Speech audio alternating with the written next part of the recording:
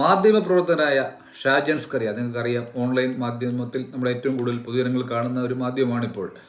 അദ്ദേഹത്തിന് ഈ അടുത്തേക്ക് ഒരു കൂട്ടം ഗുണ്ടകൾ ചേർന്ന് മർദ്ദിച്ചതൊക്കെ നമ്മൾ കണ്ടതാണ്. ന്യൂസ് റിവ്യൂവും കാര്യങ്ങളൊക്കെ നമ്മൾ മനസ്സിലാക്കുന്നുണ്ട്. ഒരു ജനാധിപത്യ രാജ്യത്ത് ഉന്നതന്മാരെന്നോ അല്ലെങ്കിൽ താഴ്ന്നവരെന്നോ മിഡിൽ ക്ലാസ്സെന്നോ നോക്കാതെ തെറ്റുകളെ നിശിതമായി വിമർശിക്കുന്ന ഒരു മീഡിയമാണ് മറുനാടൻ മലയാളി എന്നാണ്. അദ്ദേഹം തീർച്ചയായിട്ടും അദ്ദേഹത്തെ ഇങ്ങനെ തല്ലിയത് ശരിയല്ല. ഒരു 3rd ഡിഗ്രി മെതഡ് എടുക്കുന്ന ഒരു ജനാധിപത്യം, മനുഷ്യരെല്ലാം ഇങ്ങനെ വികസിച്ച് വരുന്ന ആൾക്കാരാണ്. നമ്മൾ പ്രാകൃതരായ മനുഷ്യരിൽ നിന്ന് ഒരു ആധുനിക തലമുറയിലേക്ക് വരുമ്പോൾ നമുക്ക് മനസ്സിനൊക്കെ ഒരു പക്വതയും ഒക്കെ വരണം. അപ്പോഴും അധമ സ്വഭാവങ്ങൾ, കാട്ടാള സ്വഭാവങ്ങൾ, പലപ്പോഴും കാട്ടുമൃഗങ്ങൾ, കാട്ടിൽ ജീവിച്ചിരുന്ന മനുഷ്യനെ പോലുള്ള സ്വഭാവങ്ങൾ എടുക്കുന്ന ആശയപരമായിട്ട് നേരിടാൻ കഴിയാതെ വരുമ്പോൾ നമ്മൾ ഇങ്ങനെയുള്ള മാർഗങ്ങൾ അവലംബിക്കുന്നു. അദ്ദേഹം പറയുന്നത് ശരിയോ തെറ്റോ എന്നൊക്കെ പറഞ്ഞ് ഒരുപാട് വ്യൂസ് ഉണ്ട്. പക്ഷെ എന്നാലും ഇത്തരം ആക്രമണങ്ങളെ നമ്മൾ ശരിക്കും അപലപിക്കേണ്ടതാണ്. ഒരു കാട്ടാളത്തമാണ്.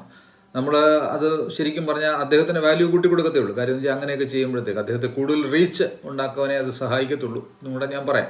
അദ്ദേഹം ചെയ്യുന്നതെല്ലാം ശരിയാണോ എന്ന് ചോദിച്ചാൽ ചിലപ്പോൾ അത് സത്യസന്ധമായ ന്യൂസുകൾ അദ്ദേഹവും കൊടുക്കണം. കുറച്ചുകൂടെയൊക്കെ കൂലങ്കഷമായിട്ടൊക്കെ ആലോചിച്ചിട്ട് കൊടുക്കുക. സത്യസന്ധമായിട്ട് ആരുടെയും മുഖം നോക്കാതെ കറക്റ്റ് പറയുന്ന ആളാണ്. പക്ഷേ ചിലപ്പോൾ പലപ്പോഴും ഫാക്റ്റുകൾ പറയുമ്പോഴത്തേക്ക് അത് ഒന്നുകൂടെ കറക്റ്റ്. അദ്ദേഹം ഒരു LLBയും പാസ്സായ ആളാണെന്നാണ്, ജേർണലിസവും LLB ഒക്കെ ഉള്ള ആളാണെന്നാണ് ഞാൻ മനസ്സിലാക്കുന്നത്.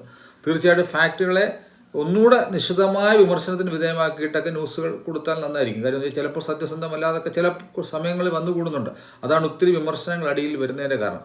സത്യസന്ധമായി പറയാൻ ആൾക്കാർ കുറഞ്ഞു പോകുമ്പോൾ തീർച്ചയായിട്ടും രാജ്യമൊക്കെ അധപ്പതിച്ചു പോകും. കാര്യങ്ങളെ പാർട്ടി നോക്കാതെ, ജാതി നോക്കാതെ, മതം നോക്കാതെ കൂലങ്കഷമായി പറയാൻ കഴിയുന്ന ആൾക്കാരെ നമ്മൾ പ്രോത്സാഹിപ്പിക്കുകയാണ് വേണ്ടത്. ശരിക്കും പറഞ്ഞാൽ അങ്ങനെയുള്ള ആൾക്കാരുടെ കുറവുണ്ടായി കഴിഞ്ഞാൽ സമൂഹം ജീർണാവസ്ഥയിലേക്ക് പോകും. എന്ത് തോന്നിവാസം കാണിച്ചാലും ആരും കാണുകയില്ല, ആരും അറിയുകയില്ല എന്നുള്ളത് മറ്റുള്ള ഇങ്ങനെയുള്ള പ്രവർത്തനങ്ങൾ ചെയ്യുന്നവർക്ക് അത് ചെയ്യാൻ കൂടുതൽ മോട്ടിവേഷൻ ഉണ്ടാകും. പക്ഷെ ആരെങ്കിലുമൊക്കെ തുറന്നു പറയാൻ ധൈര്യം എടുക്കണം. അവർ മരിക്കട്ടെ എന്ന് വരച്ച് തന്നെയാണ് ഇത്രയൊക്കെ ന്യൂസുകൾ കൊടുക്കുമ്പോൾ. എത്രയോ ക്രിമിനൽ കേസുകൾ, 100ൽ പരം ക്രിമിനൽ കേസുകളും ജാമ്യമില്ലാ കേസുകളും ഒരു സാധാരണക്കാരനെ കൊണ്ടൊന്നും നേരിടാൻ പറ്റും. ഒരു വക്കീലിന് പോലും സ്വന്തമായിട്ട് ഒന്നും നടത്താനൊക്കാത്ത രീതിയിൽ അത്രമാത്രം കേസുകൾ അദ്ദേഹത്തിനുണ്ട്. അദ്ദേഹം അതെല്ലാം നേരിട്ടുകൊണ്ടാണ് ഇത് ചെയ്യുന്നത്, ജനങ്ങൾക്ക് വേണ്ടിയാണ് ചെയ്യുന്നത്. അദ്ദേഹം കൂടെ വിമർശനത്തിന് അതീതനൊന്നുമല്ല. അദ്ദേഹവും വിമർശനങ്ങൾക്കും ചില വിമർശനങ്ങളൊക്കെ വരുമ്പോൾ അദ്ദേഹവും അതിന് വിമർശനങ്ങൾക്ക് അതീതനൊന്നുമല്ല. അദ്ദേഹവും അത് കറക്റ്റ് ചെയ്യേണ്ടതൊക്കെ കറക്റ്റ് ചെയ്യുക. പക്ഷേ എന്നാലും 3rd ഡിഗ്രി മെത്തേഡ് എടുത്തത് ശരിക്കും ഒരു ശരിയായ മെത്തേഡല്ല. അപ്പോൾ നമ്മൾ കറക്ഷൻ എന്ന് പറഞ്ഞാൽ പോലും 1st degree, 2nd degree, 3rd degree ആദ്യം പോയി മർദ്ദിക്കുക. ആശയപരമായ സംഘടന ഉണ്ടെങ്കിൽ ആശയങ്ങളിൽ കൂടെ തോൽപ്പിക്കാൻ പറ്റാതെ വരുമ്പോഴാണല്ലോ തീർച്ചയായിട്ടും മർദ്ദന മുറകൾ ഉപയോഗിക്കുന്നത്.